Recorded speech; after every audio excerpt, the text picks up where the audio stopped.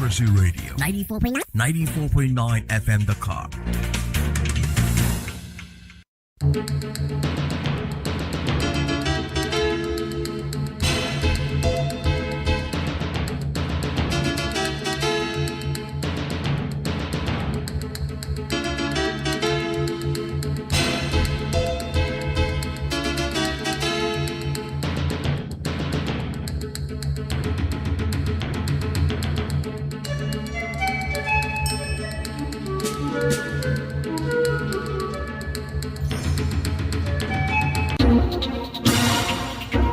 WADR,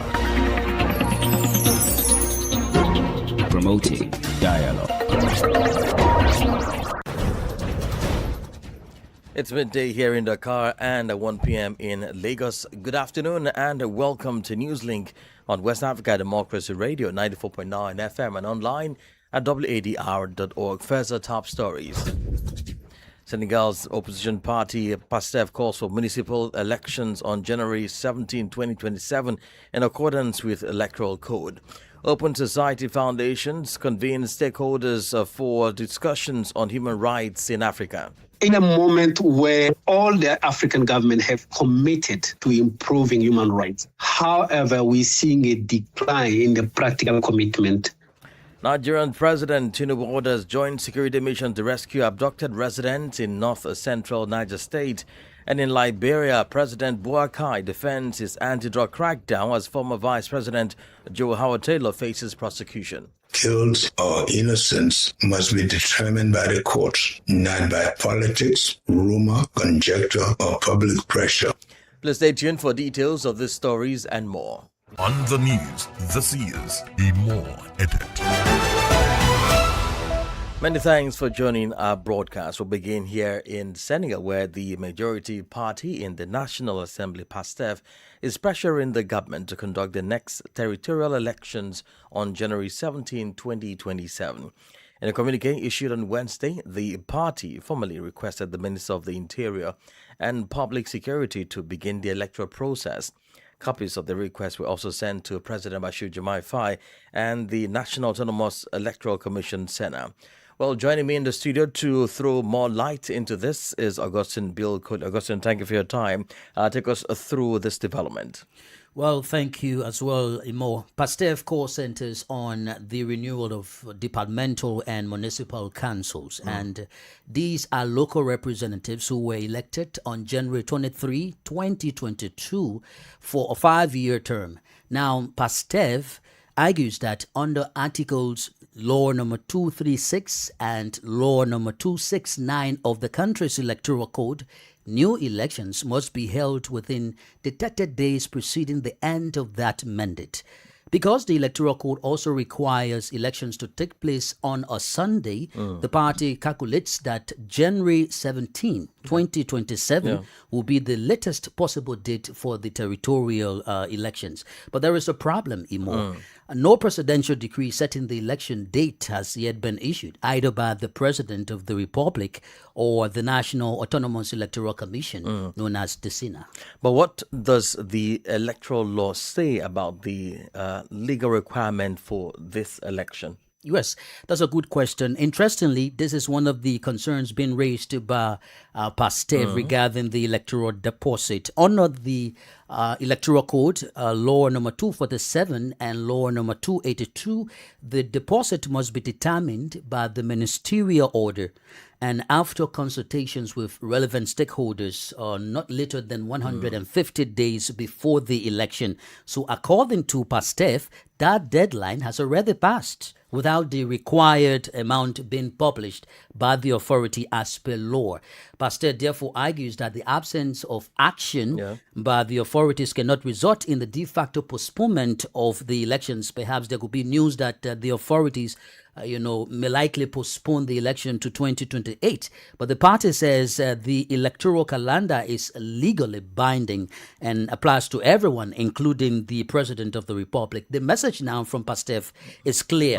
It wants the government to respect what it considers the deadline established by the Electoral Court, and also says that it is prepared to use all legal and Republican means available to ensure that voters can exercise their rights to choose their local representatives. In other words, there will be more development in the coming days as it is. Certainly, Imo. Thank you so much, Augustine Koli, for your time. Well, let's switch over now to a human rights issue.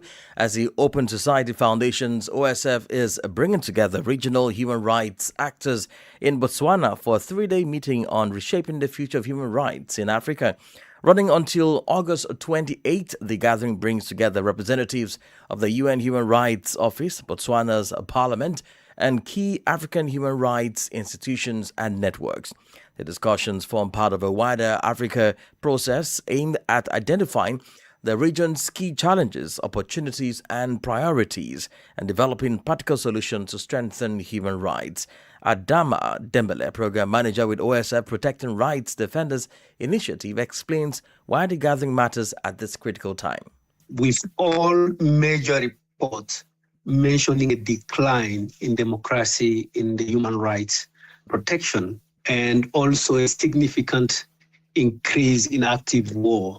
As a matter of fact, some of the reliable statistics mention about more than 50 active conflicts in Africa as of October last year, representing 45% increase since 2020. And since 2020, Africa has experienced at least 17 coup attempts with more than 10 successful coups. So we are in a moment where all the African governments have committed to improving human rights, to promoting and protecting the fundamental right of its citizens. However, we're seeing a decline in the practical commitment to materialize that protection of human rights. So the Open Society Foundation, alongside with other partners, have initiated this conversation. Things are not going well for human rights. What can we do to really do a radical reflection and discussion? And the difference is at that level. How can we radically question our collective response to the human rights crisis in Africa? So the why is to the context of what's happening in Africa, but the why is also to the context of the global situation where historically Africa has relied on international institutions to promote and protect human rights. Adama Dembele, Program Manager with OSF's Protecting Rights Defenders Initiative. We turn to security issues now. In Nigeria, President Bola Tinubu has ordered an immediate coordinated military, police and intelligence operation to rescue victims of a mass kidnapping in Niger State. The order follows attacks last week on several communities in Bogu local government area of Niger State, where dozens of people, including women, children and the elderly, were reportedly abducted. The exact number of victims remain unclear, while local officials say 30 people were killed. A video circulating online appeared to show hundreds of captives. Tinubu has vowed to bring the perpetrators to justice and ordered security chiefs to provide regular updates until the abducted victims are found. Well, recall mass kidnappings for ransom remain a persistent threat across parts of northern Nigeria. Well, still in Nigeria, the Kano State Center for Disease Control says the reported death of more than 50 children from diphtheria may have been linked to a delayed presentation and reporting of cases. The clarification comes after the State House of Assembly called for urgent government intervention following reports of widespread death in communities affected by the disease. WDL's Usman Omar reports from Abuja. The Kano State Center for Disease Control says its official surveillance records do not currently support reports that more than 50 children have died from diphtheria in Rano local government area. The center's Director General, Professor Muhammad Adamu Abbas, says 32 diphtheria cases have so far been officially recorded in Rano this year, including 25 cases in August, 6 in July, and 1 in May. He says 2 deaths have officially been recorded, while health officials are investigating reports of additional deaths through verbal autopsies and engagement with families of the deceased. 50 cases that the Honorable Member reported in Kano. This points to the cases that we have been saying. People stay at home. They don't come to facilities. Even those who come to facilities, they come late. The center says the discrepancy between the official figures and the reported death toll could be linked to late presentation, with some affected children reportedly treated at home or by traditional healers before being taken to health facilities. The clarification follows a motion by the Rano constituency representative at the Kano State House of Assembly, Ibrahim Muhammad, who said more than 50 children had reportedly died in Reading and Sabuwar Kaura communities. Lawmakers also warned that suspected cases had spread to neighboring communities in Kiru local government area. Professor Abbas says the state government is responding to the situation, including seeking additional diphtheria vaccines from the federal government for mass vaccination. He is urging parents and caregivers to report suspected cases early, stressing that prompt treatment can prevent complications and deaths. Diphtheria is a highly contagious bacterial disease that can cause severe breathing problems and, in serious cases, death. It is largely preventable through vaccination. For Newslink on West Africa Democracy Radio, Usman Umar reporting from Abuja. More stories coming up on West Africa Democracy Radio. Newslink continues. More than 160 migrants, including 17 children, have been rescued from a boat off the Mauritanian coast. In a statement on Thursday, the Mauritanian Coast Guard says the migrants were exhausted by the journey and the insecurity of the vessel when they were rescued on Tuesday. It marks the second major emergency operation in a week. Last Friday, a Coast Guard vessel took more than 300 migrants from a boat drifting off the West African country's Atlantic coast. Hundreds of people, mostly from Senegal, the Gambia, Guinea and Mali, have been rescued in Mauritanian waters in recent months while attempting to reach Europe. Hundreds have also died or gone missing after their boats sank. In Liberia, President Joseph Boakai is defending his government's handling of former Vice President Joel Howard Taylor's arrest and detention amid growing political and public concern. In a national address on Wednesday, Boakai said Howard Taylor is being treated in line with the country's constitution and laws, with our rights to due process and legal representation protected. The president also placed the case within his administration's wider crackdown on drug trafficking, money laundering and organized crime, insisting the campaign is not targeting any individual or political group. WDL's Mon River correspondent Ibrahim Parker reports. Liberian President Joseph Boakai has defended his government's intensified crackdown on drugs and organized crime following the detention and prosecution of former Vice President Joel Howard Taylor. In a televised address late Wednesday, Boakai said Howard Taylor is presumed innocent and has access to legal representation. It is not the president's role to determine guilt or innocence. That responsibility belongs to our independent justice system. Our democracy will be measured not how we treat those with whom we agree, but how faithfully we uphold the rights of every person. The former vice president's detention has sparked debate, with some questioning whether the case could have political implications. But President Boakai says the prosecution must be separated from his administration's wider campaign against narcotics and organized crime. To those who have expressed concern, I say this: your concern is legitimate in democracy, but guilt or innocence must be determined by the courts, not by politics, rumor, conjecture, or public pressure. Before Taylor's arrest, at least 12 people, including from the Drug Enforcement Agency, were dismissed from service for their alleged involvement in the $317 million drug case. The matter is now putting the country's rule of law institutions under scrutiny, with attention focused on whether due process will be applied independently and transparently, regardless of political status. For Newslink on WADR, Abraham Parker, Monrovia. Well, just over 3 months to the Gambia's December 5 presidential election, scrutiny of the country's electoral preparations is intensifying.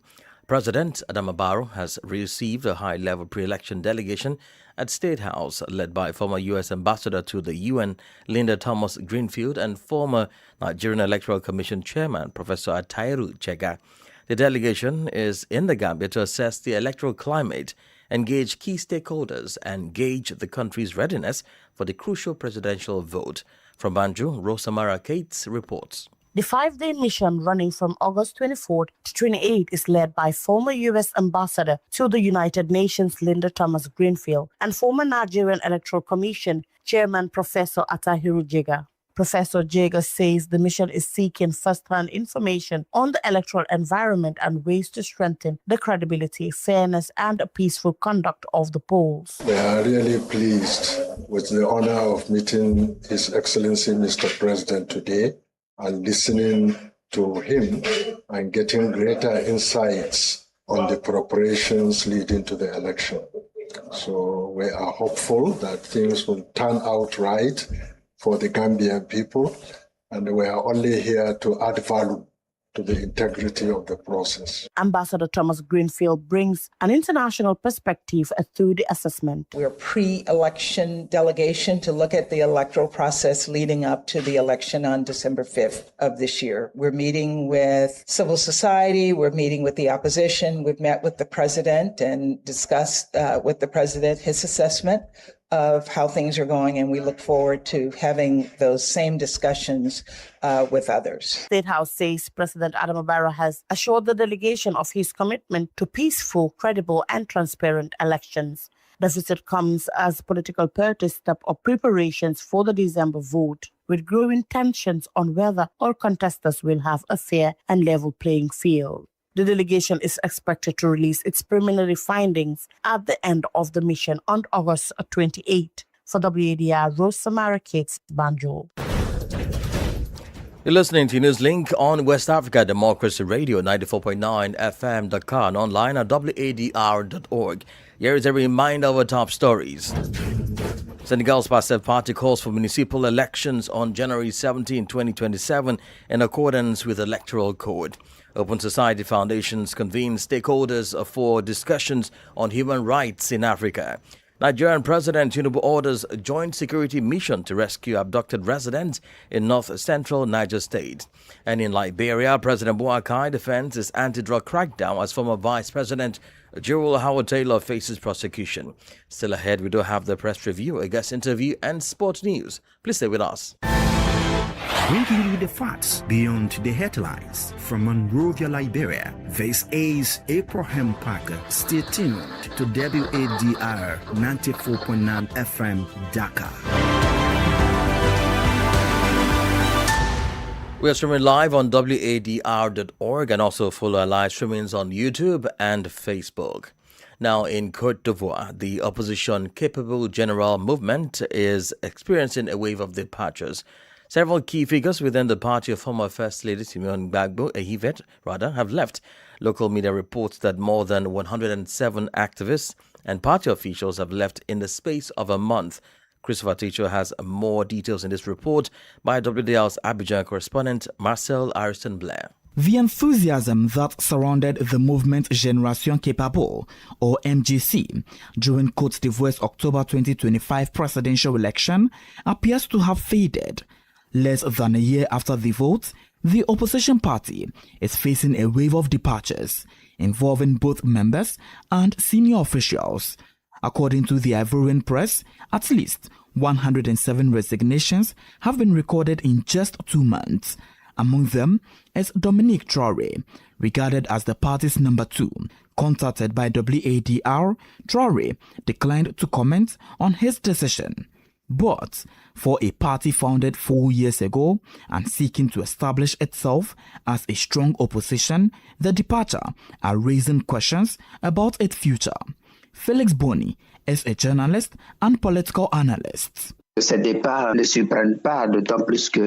departures are no surprise, especially given the lethargy this political movement has shown since its creation. And when we look at the party's leadership, we have to ask, what does it really represent on the Ivorian political scene? How much political weight does Simone Yvette Gbagbo actually carry? What impact does she have in the last presidential election? And what future does she really have in store for the MGC? The MGC had hoped to establish itself as a lasting force in Ivorian politics, But the latest wave of resignation is now a major test of the party's unity and leadership, with attention turning to whether Simon Gbagbo could rebuild confidence, mobilize his supporters, and give the party a fresh political momentum.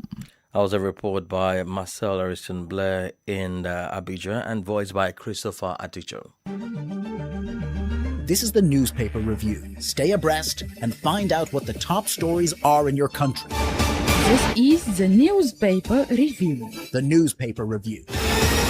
Well, we cross over now to Accra as we join Elikpili Mawuku for the press review. We'll start off with the Daily Graphic. Front page, Scrap Vigilantism Act. It's unenforceable, security experts. Also on the front page, Kaneshi Flood Control Project to begin September 7. The one-year drainage works are aimed at addressing perennial flooding in Accra, with road closures and traffic diversions expected during the project. And Youth Employment Agency setting up EV Bike Delivery Brigade, a program expected to create more than 10,000 jobs for young Ghanaians. Now to the Daily Guide newspaper. Italy's story. Police interdict officer over demolition of Boteman horse racing course. Also, Zaneto Rawlings, Ayariga face MP's grilling. And as we know, the Appointments Committee is expected to vet 3 Supreme Court nominees and 2 ministers designate following their referral by the Speaker of Parliament, Alban Bagbin. And wildlife guard shot dead at Kakum Park. The guard was allegedly killed by a suspected poacher while on patrol. Let's move on to the Chronicle newspaper. Elites with OSP will show no fear or favor. And that's from Special Prosecutor Kisi Ajebeng. It also reports Takwa residents demonstrate for Goldfields lease renewal. And Customs, Port and stakeholders tackle container delays at Tema Port. We'll end with the Ghanaian Times newspaper. On the front page, World Bank approves $500 million to improve Ghana's road infrastructure and transform the transport sector. Also on the front page, collapsed Bugri Bridge claims woman and baby. And that's it for the newspaper review segment. It's back to you in the studio. Many thanks, Elikpili Mawuku, for the newspaper review.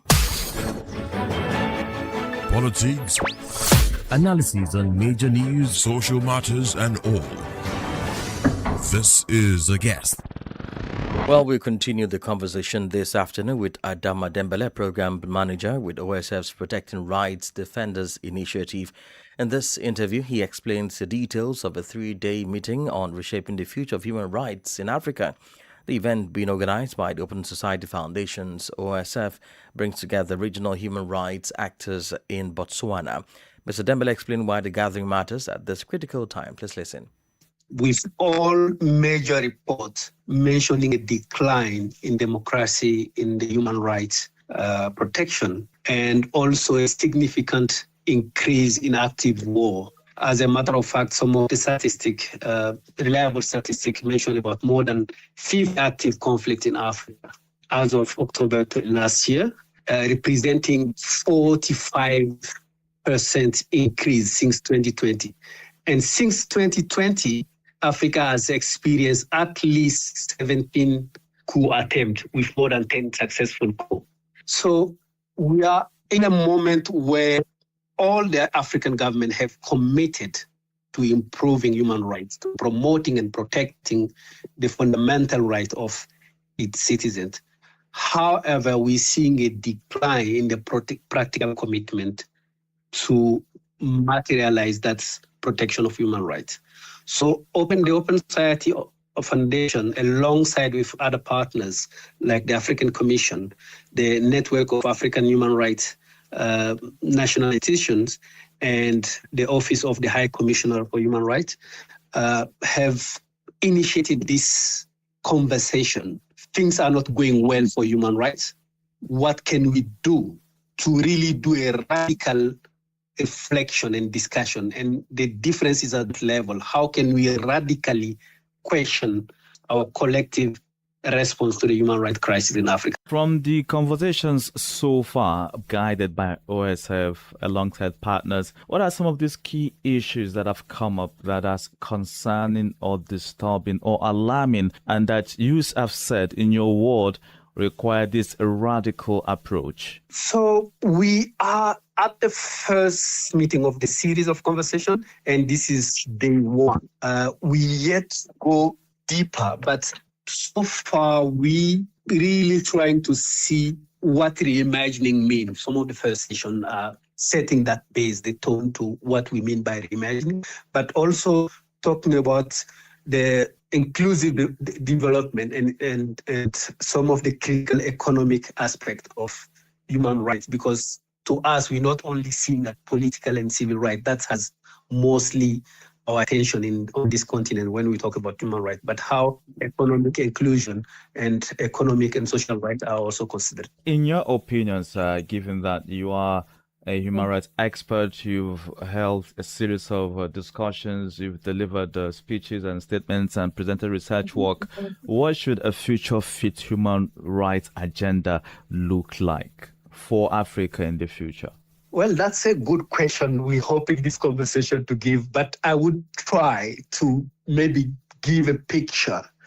I think in a very short way, the future human rights situation agenda should be the one that answers to the best to the people's demand vis-a-vis the decision maker. That's a shorter way to present it, but we're hoping this conversation would clearly outline that. Now, as we wrap up this interview, Mr. Adama, how do you intend to push through with whatever comes out of this convening?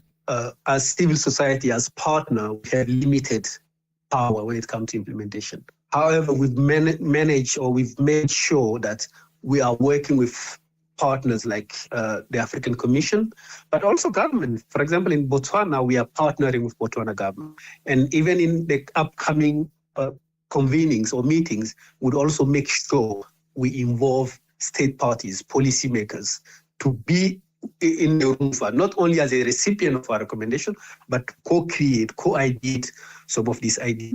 And we also believe this room is not enough to make final decision, but how do we, at some point, ideas coming from it, act upon it, or look for other partnership to really make sure that reimagining we preaching goes beyond putting the idea on table, but at some level there is decision to implement them. Adama Dembele is the program manager with OSF's Protecting Rights Defenders Initiative. And in sports, South Sudan's joint stars have reached the semi-finals of the CAF Women's Champions League CECAFA qualifiers in Kigali, Rwanda for the first time in the club's history. Joint stars top Group A after recording a 3-0 win over Eritrea's Denden FC, a 1-0 victory against Mafunzo Women of Zanzibar, and a 1-1 draw with host Rayon Sports. They will face Kenya Police Bullets in Saturday's second semi-final. In the other semi-final, Group B winners, Kawempe Muslim Ladies of Uganda, will take on defending champions Commercial Bank of Ethiopia. Kawempe Muslim Ladies secure maximum point from their 2 group matches, beating Commercial Bank 1-0 before thrashing Djibouti's FC Ujeko 8-0. The semi-finals will be played on Saturday, with the winners advancing to represent the CACAFA region at the CAF's Women's Champions League finals. And we've come to the end of this edition of Newslink on West Africa Democracy Radio 94.9 FM Dakar. Thank you for listening, and many thanks to Ismaila Kamara and Umu Dagnogo for the technical assistance. Well, let's keep the conversation coming on all of our social media platforms, X, Instagram, TikTok, and Facebook at WADR English. Well, coming up next at the bottom of the hour is a repeat broadcast of our environment program, Enviroscope. I am Imo Edet. Good afternoon. We thank you for listening to Newslink in Nigeria on Love FM Abuja and Darling FM Owerri. In the Gambia on Hot FM Banjul, Hilltop FM and Veritas Radio in Serekunda. Thank you for listening on Alternative Youth Radio Lofa County, Liberia, Radio Kegaman in Nimba County, and DCN Radio Riverses County. A big thank you to Radio Graft FM in Sierra Leone for listening, and in Ghana we thank Radio Pad in Damango and Royals FM in Wenchi. Thank you all for listening to Newslink.